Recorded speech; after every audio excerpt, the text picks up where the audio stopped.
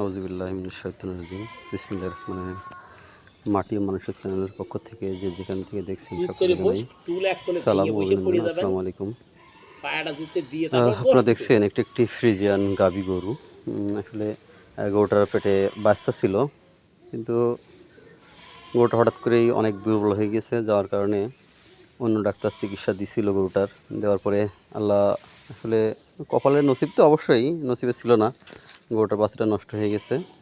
যাওয়াতে গরুটা আবার হঠাৎ করেই আরও দুর্বল হয়ে গেছে, যাওয়াতে এখন আর মোটেই উঠতে পারছে না। তাই গরুটা সুস্থ করার লক্ষ্যে আমরা আজকে গরুটাকে সিলাইনের মাধ্যমে দেখছেন আপনারা ডেক্সটোজ, অ্যামাইনোভেট, ক্যালসিয়াম, বি কমপ্লেক্স, তারপরে ক্যাটোফোর্স, অ্যান্টিহিস্টামিন, পেইন কিলার সমস্ত ঔষধগুলো আমরা সিলাইনের মাধ্যমে গরুটার শরীরে প্রয়োগ করছি। আসলে মূলত গরুটা এপার দিয়ে 2টা বাচ্চা হয়েছে। 2টা বাচ্চা হওয়ার পরে গরুটা দুর্বল হয়ে গেছে। খামারি অনেক চেষ্টা করেছে, অনেক ডাক্তারের মাধ্যমে অনেক পরামর্শ নিয়েছেন, কিন্তু গরুটা সর্বশেষ একেবারেই দুর্বল হয়ে যাওয়াতে আর উঠতেই পারছে না। সেই পরিপ্রেক্ষিতে আমরা আজকে সেলাইন দিচ্ছি গরুটার।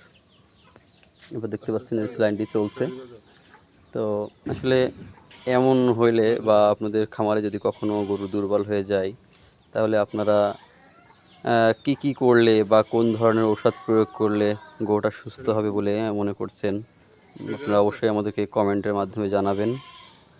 তো আমরা আমাদের চ্যানেলের পক্ষ থেকে আবারও আপনাদেরকে সালাম জানাই। আসসালামু আলাইকুম। সকলে ভালো থাকবেন এবং আমাদের চ্যানেলের সাথে থাকবেন।